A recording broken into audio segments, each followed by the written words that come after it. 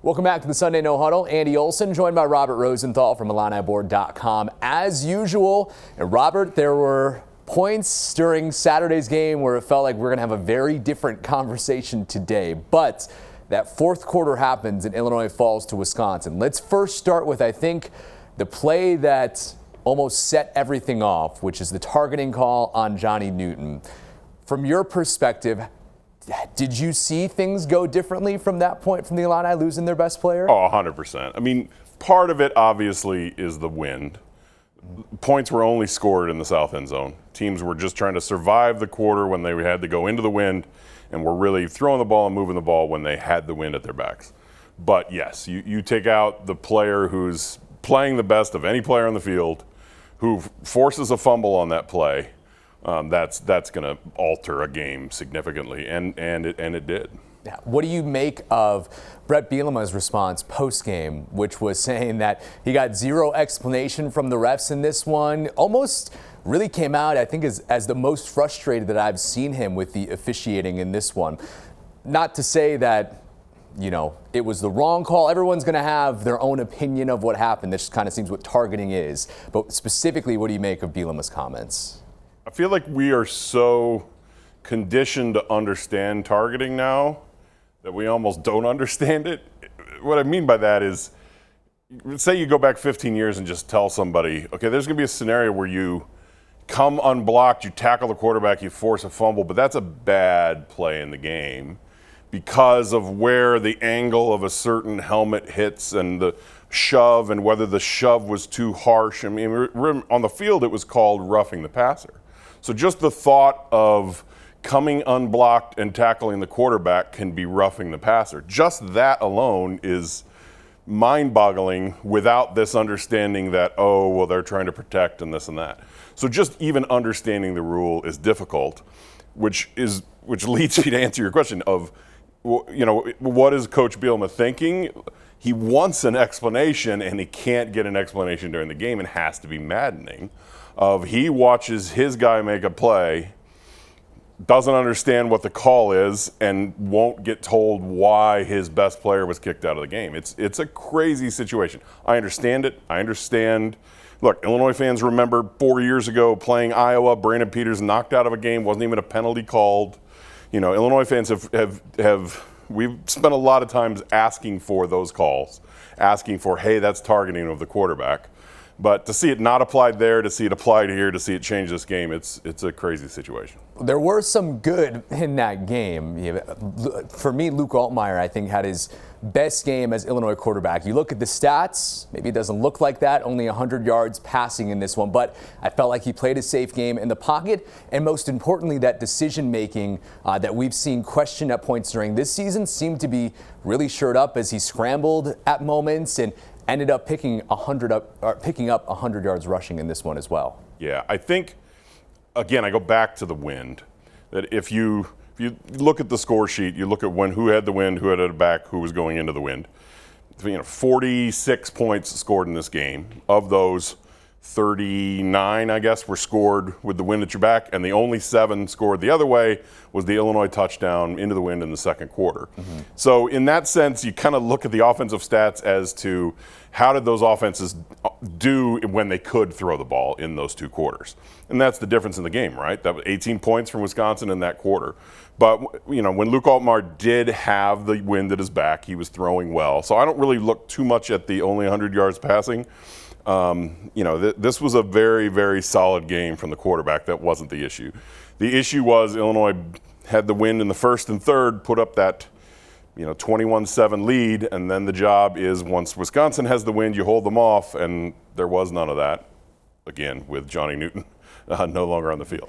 Caden Fagan having a good day as well with Reggie Love out for this game. Same case as it was against Maryland. Now Illinois has this bye week, one that they have felt like they've been waiting for quite a while. It's hard to split the season up into 8 games and then 4 games, I feel like, which is something that they're not used to, considering the last 2 seasons they had week 0 games and got an extra bye week in there. But yep. I have to imagine that. It's going to be a lot of healing in this bye week. It's going to be a lot of preparing for that Minnesota game on the road. And I want to know from your perspective, how big do you think this week off is going to be as far as this last third of the season coming up? Yeah, I mean, when Johnny Newton was kicked out of the game, your first thought was, oh man, that means both Newton and Randolph are out of that game. When you're missing your two anchors on defense and Matt Bailey's already out for the season, when you're missing those key guys, that's just having Keith Randolph yesterday, just being able to say, okay, our one anchor is out, our other anchor, it's time for, we need you to go in there and make a play kind of thing. To be missing both of them, that's rough. So if they do get Reggie Love back, if they do get Keith Randolph back, if they do get some of these other injured guys back, it would be a big boost. Even, we saw Zy Chrysler go into the tent for the third time this year and get his ankle rewrapped. It seems like it's happened all season. Just some of those injuries that are lingering, to have 2 weeks off of just let some of those things heal, it's big for a program like that. Yeah. Considering that there is only 4 games left, and we look at the situation where Illinois finds itself as far as playing a 13th game. We've kept hearing Brett Bielema say all season 12 guaranteed games. We know that their goal was to get that 13th game. They have to win 3 of these last 4. I feel like, of course, Maryland was encouraging with the win. Even still, without the game on Saturday ended with Wisconsin, I still consider that an encouraging sign of where the program is now versus where they were at points to begin the season, Robert. And as you look at those final 4, do you see 3 wins in there for the Illini? They all seem like, especially after Hawkeyes lose to Minnesota, that they could all be there if Illinois wants to take them.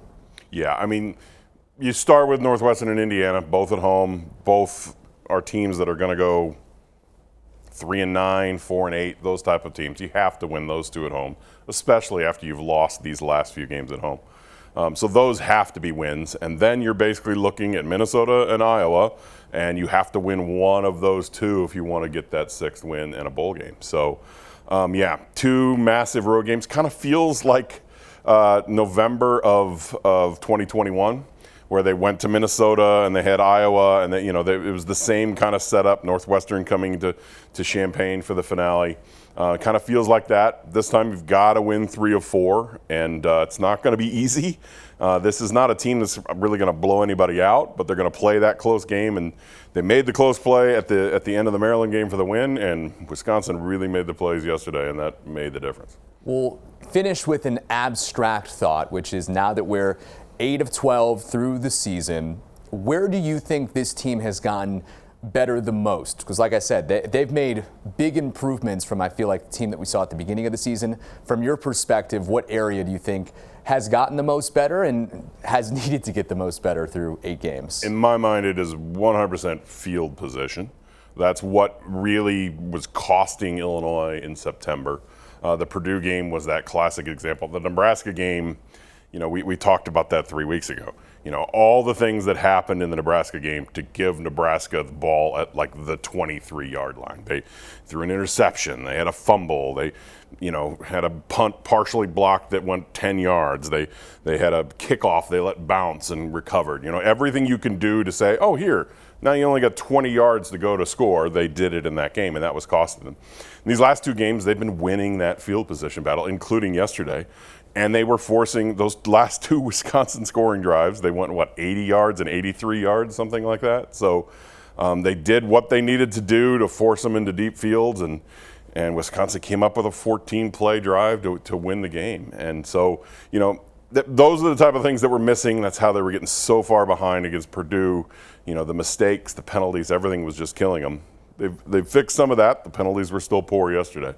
But if they can keep winning that field position battle, there are winnable games of this month. All right, we're going to get our rest as well on the Sunday No Huddle with the bye week and close the chapter on October. We prepare for a fun 4 weeks to end the year in November, Robert. Still a lot to play for the Illini, and I'm excited to break down the rest of it come next month. Sounds good. I'm ready for a better month. Exactly. We hope it comes. Thanks, Robert. Andy.